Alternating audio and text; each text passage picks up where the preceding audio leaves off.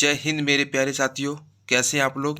तो आज हम लोग झारखंड कांस्टेबल के पेपर 1 का सेट 3 करने वाले हैं, जो आत्मकथ्य है, जिसके लेखक हैं जयशंकर प्रसाद। ठीक है, तो चलिए आज का पहला क्वेश्चन देखते हैं क्या है। जयशंकर प्रसाद का जन्म कब हुआ था। तो जयशंकर प्रसाद का जन्म कब हुआ था सर? 1889 ईस्वी में हुआ था। ठीक है, कहाँ हुआ था? तो वाराणसी में हुआ था। देखिए कहाँ, अगला क्वेश्चन है, जयशंकर प्रसाद का जन्म कहाँ हुआ था। तो जयशंकर प्रसाद का जन्म कहाँ हुआ था? वाराणसी में हुआ था। ठीक है, अगला क्वेश्चन देखिए क्या है। अगला क्वेश्चन है, जयशंकर प्रसाद ने घर पर किन भाषाओं का अध्ययन किया था सर? किन किन भाषाओं का जयशंकर प्रसाद ने अपने घर पर अध्ययन किया था? तो फारसी, संस्कृत, हिंदी और यह चौथा, ये सभी। तो आपका आंसर होगा सर सभी भाषा का।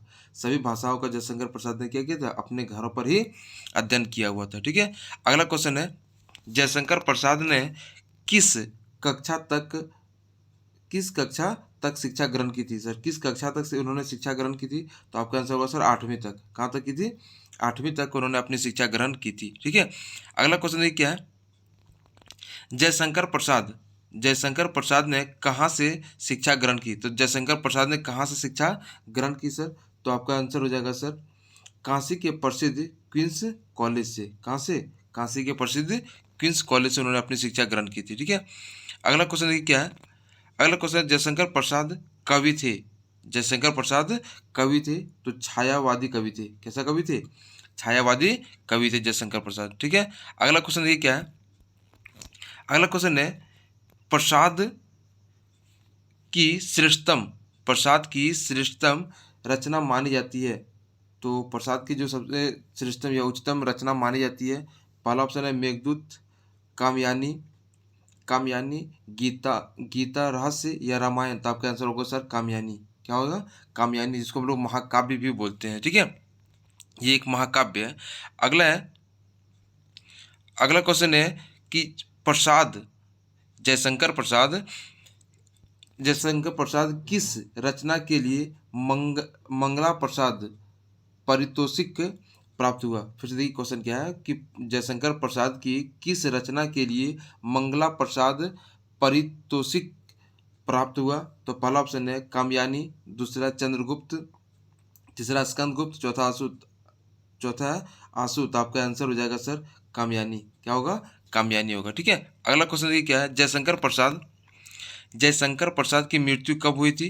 तो जयशंकर प्रसाद की मृत्यु कब हुई थी सर? 1937 ईस्वी में हुई थी। कब हुई थी? 1937 ईस्वी में जयशंकर प्रसाद की मृत्यु हुई थी। ठीक है, अगला क्वेश्चन है, प्रसाद के काव्य में प्रमुख भाव क्या है? देखिए प्रसाद का मतलब जयशंकर प्रसाद है। ठीक है, जयशंकर प्रसाद के काव्य में प्रमुख भाव है।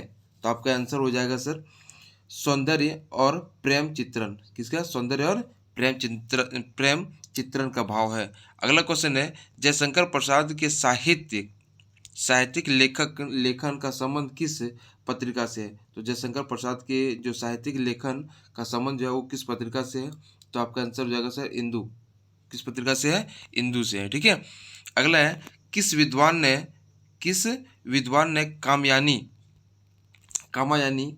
ने कामयानी महाकाव्य को मानवता का रसात्मक इतिहास कहा है? तो देखिए किस महाकाव्य के द्वारा या किस विद्वान के द्वारा ये कहा गया था सर? तो आपका आंसर हो जाएगा नंद दुला आपका आंसर होगा सर नंद दुलेरे वाजपेयी।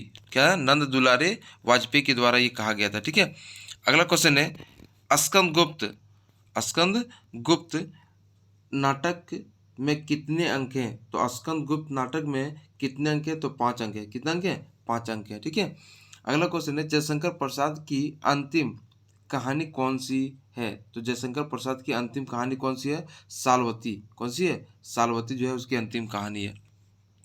अगला क्वेश्चन है, जयशंकर प्रसाद की बचपन से ही किस विषय में गहरी रुचि थी सर? तो किस विषय में जयशंकर प्रसाद जी को जो है विषय में ज़्यादा गहरी अध्ययन करने का शौक था या गहरी रुचि थी? तो आपका आंसर होगा सर आपका आंसर जो हो जाएगा वो हो जाएगा इतिहास और दर्शन में। किसमें था? इतिहास और दर्शन में हो जाएगा। ठीक है, अगला क्वेश्चन देखिए क्या है। प्रसाद का चंपू काव्य है। प्रसाद का चंपू काव्य मतलब जयशंकर प्रसाद का चंपू काव्य किसे माना जाता है? तो आपका आंसर हो जाएगा सर उर्वशी को। किसको?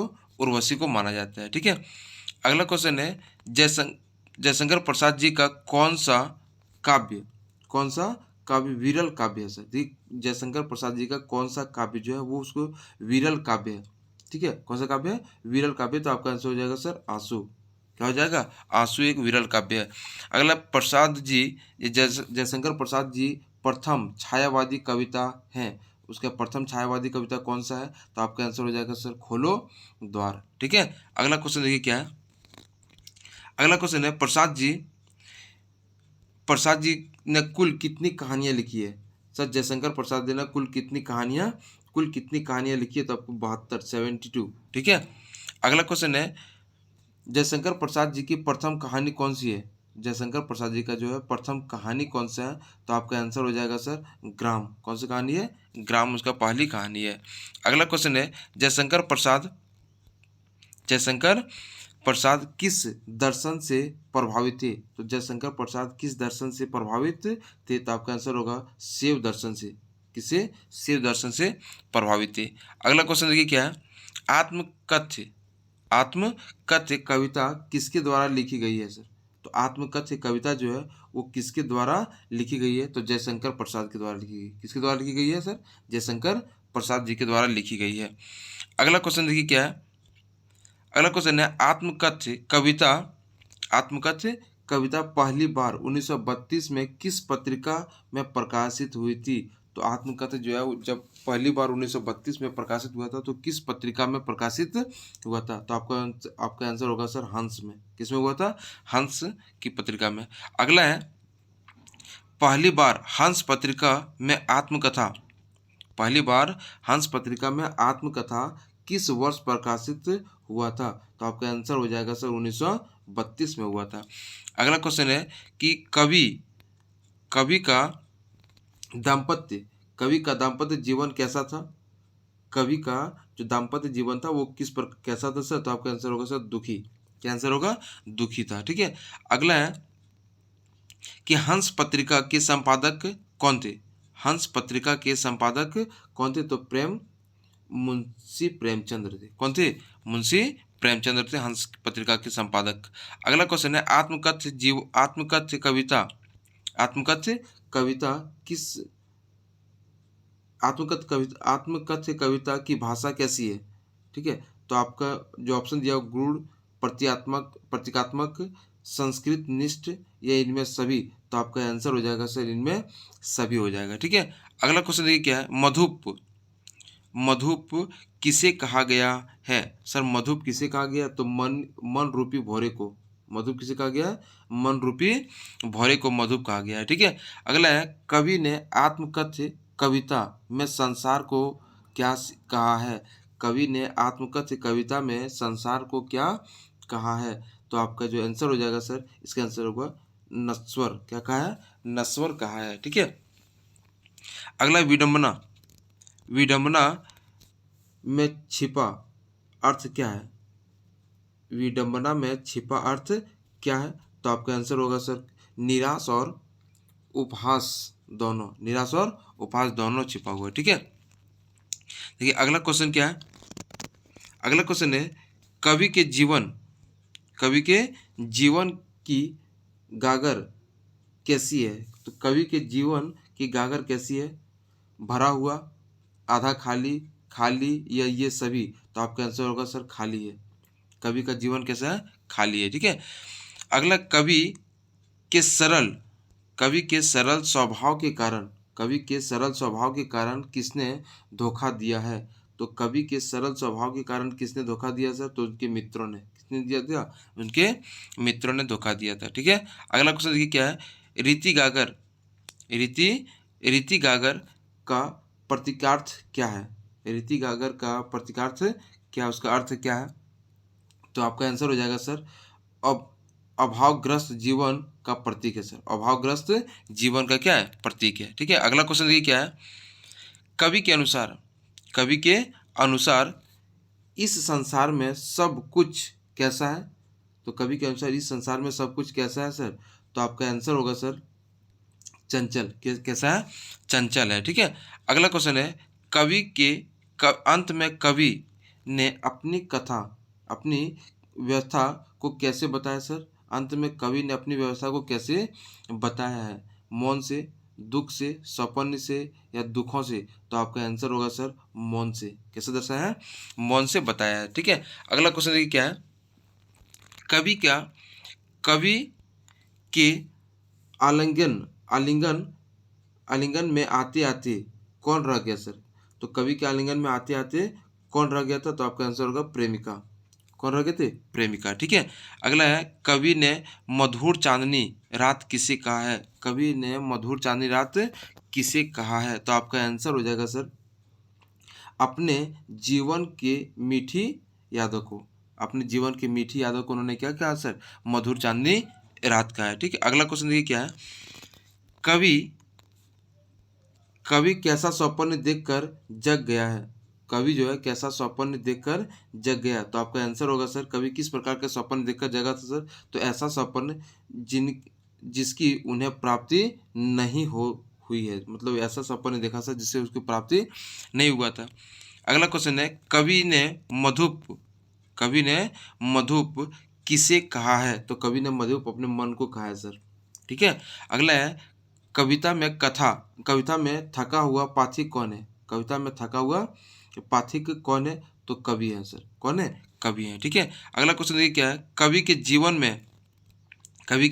जीवन में किसकी अनुपस्थिति है? तो कवि के जीवन में किसकी अनुपस्थिति है सर? तो आपका आंसर होगा दुख तथा प्रसन्नता की।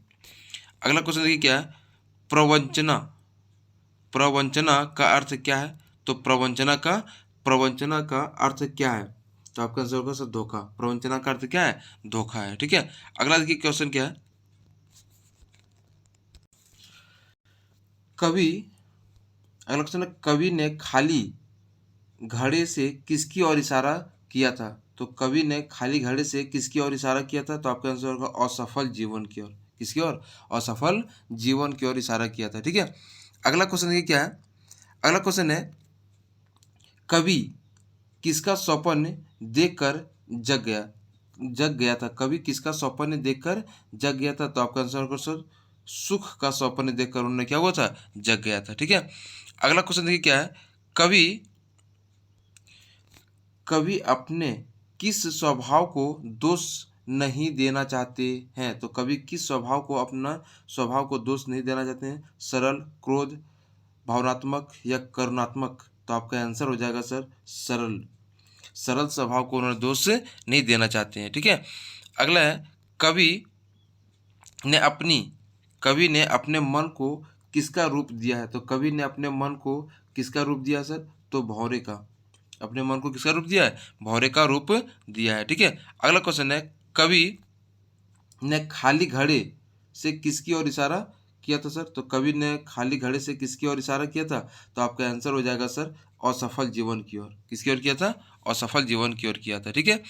अगला क्वेश्चन है, कवि ने अपनी कवि ने अपनी गाथा को कैसा माना है सर? तो कवि ने अपनी कथा को कैसा माना है? तो आपका आंसर हो जाएगा सर अपनी जो भोली और सीधी सादी कथा को माना है, ठीक है। मतलब कवि जो अपनी कथा है वो उसको किस प्रकार से माना है सर? तो भोली भाली और सीधी सादी मानी है, ठीक है। अगला है, कवि के जीवन के सारे दुख दर्द और अभाव अब कैसा है सर? कवि के जीवन का सारा दुख दर्द और अभाव अब कैसा है? तो आपका आंसर हो जाएगा सर मौन है। कैसा है? मौन है, ठीक है। वो किसी को बता नहीं सकता है। अगला क्वेश्चन है, कवि ने कवि ने भोर को कैसा माना है सर? कवि ने भोर को कैसा माना है? तो आपका आंसर होगा दुखद, सुहावना, प्रेम और लाली से मुक्त। तो आपका आंसर होगा सर सभी, ठीक है। दुखद भी है, सुहावना भी है और प्रेम और लाली से मुक्त भी है। अगला क्वेश्चन है, जीवन कवि का जीवन किसके समान एक छलावा है? तो कवि का जीवन किसके समान एक छलावा है? तो आपका आंसर जो हो जाएगा सर आंसर हो जाएगा सौपन्य के समान। किसके समान है? सौपन्य के समान है, ठीक है। अगला है, मुरझाकर गिर रही पत्तियां किसकी प्रतीक है? तो मुरझाकर गिर रही पत्तियां किसकी प्रतीक है सर? तो निराशाओं का प्रतीक है। किसकी प्रतीक है? निराशाओं का प्रतीक है। अगला क्वेश्चन देखिए क्या है, उज्ज्वल गाथा कैसे गाऊं? उज्ज्वल गाथा कैसे गाऊं? पंक्ति में निहित अलंकार स्पष्ट कीजिए। तो उज्ज्वल गाथा कैसे गाऊं? तो इसका जो इस पंक्ति में जो निहित अलंकार है वो किस प्रकार से उसका स्पष्ट किस प्रकार से किया गया है? तो आपका जो आंसर हो जाएगा सर वो प्रश्न अलंकार इसमें है। कैसा अलंकार है? प्रश्न अलंकार है। कैसे गाऊं? तो एक थोड़ा सा प्रश्न ही है सर, इसीलिए वो कैसा है? प्रश्न अलंकार है। अगला क्वेश्चन है पंथा। पंथा का अर्थ क्या है? सर पंथा का अर्थ क्या है? तो आपका आंसर होगा रास्ता। पंथ मतलब क्या होता है? रास्ता होता है। पंथा का अर्थ क्या है? रास्ता है। ठीक है। अगला क्वेश्चन देखिए क्या है। अगला क्वेश्चन है कवि कवि की मौन कवि की मौन व्यवस्था किस स्थिति में है सर? कवि की मौन व्यवस्था किस स्थिति में है? तो सोई हुई। किस स्थिति में है? सोई हुई व्यवस्था है। ठीक है। अगला है कवि ने अपनी कवि ने अपनी प्रेयसी के गालों की तुलना किससे की है? तो कवि ने अपनी प्रेयसी की गालों की तुलना किससे की है? तो आपका आंसर हो जाएगा सर भोर के ललिमा से। भोर की ललिमा से की है। ठीक है। अगला क्वेश्चन है कवि यहाँ कवि यहाँ अपने जीवन के किस पक्ष का उल्लेख किया है? तो कवि यहाँ अपने जीवन के किस पक्ष का उल्लेख किया है? तो आपका आंसर हो जाएगा सर दुख पक्ष है, दुखद पक्ष का। किस पक्ष का उल्लेख किया है? तो दुखद पक्ष का उल्लेख किया है। ठीक है। अगला क्वेश्चन है आत्मकथ्य कवि आत्मकथ्य से कवि का स्वभाव का कैसा प्रमाण मिलता है? तो आत्मकथ्य से कवि का स्वभाव कैसा प्रमाण मिलता है सर? तो आपका आंसर जो हो जाएगा सर वो आंसर होगा सादगी और विनय का। कैसा होगा? सादगी और विनय का होगा। ठीक है। अगला क्वेश्चन है सर कवि ने असंख्यक जीवन का इतिहास किसे माना है सर? तो आपका जो आंसर होगा सर वो आंसर होगा मानव मन में उत्पन्न विचारों का। ठीक है। अगला आत्मकथ्य कविता में कौन सा गुण विद्यमान है? तो आत्मकथ्य कविता में कौन सा गुण विद्यमान है सर? तो आपका आंसर होगा सर प्रसाद गुण। कौन सा गुण है? प्रसाद गुण है। ठीक है। कौन सा गुण है? प्रसाद गुण है। तो ये हम लोग का आज सेट 3 है सर, जो आत्मकथ्य है जिसके कवि कौन है? जयशंकर प्रसाद। तो ये बहुत मोस्ट इंपॉर्टेंट क्वेश्चन है। अगर अच्छा लगे तो चैनल को लाइक एंड सब्सक्राइब जरूर कर दें। धन्यवाद।